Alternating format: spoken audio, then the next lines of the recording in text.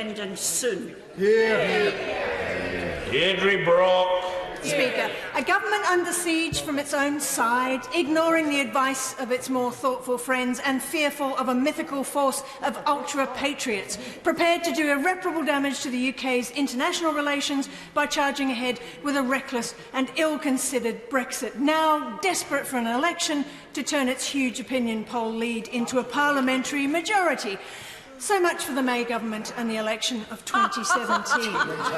That government impaled itself upon its own hubris, Mr. Speaker, and who thought that history would repeat itself so quickly?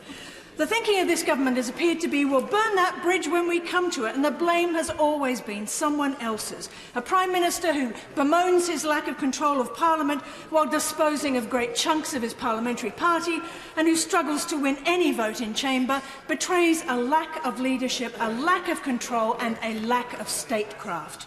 His premiership is defined now, and no election can save it. This is a make-do-and-mend, hand-me-down government that will limp forlornly from here to its end and pass unlamented into history.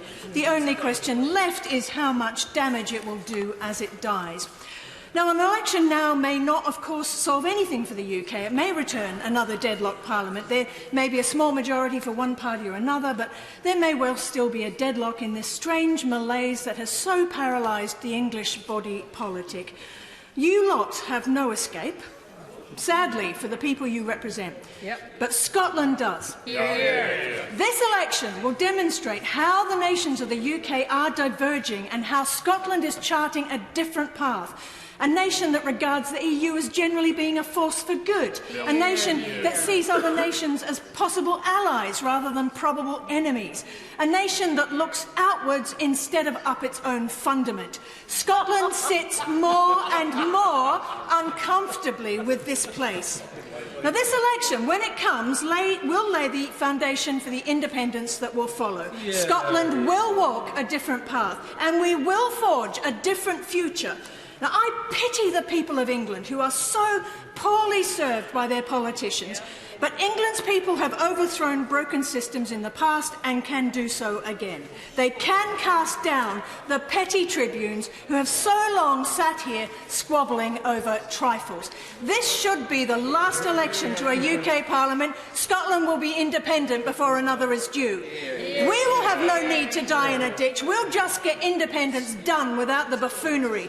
No one can arrest the progress of a nation or shout down its ambition. This is the sunderance of the UK and the end of a song, and an old song once ended in Scotland will start again. Brexit has been the downfall of two Tory Prime Ministers and the decency of the Tory party. It has ripped apart the Labour Party and destroyed what credibility this Parliament once had. Thank you.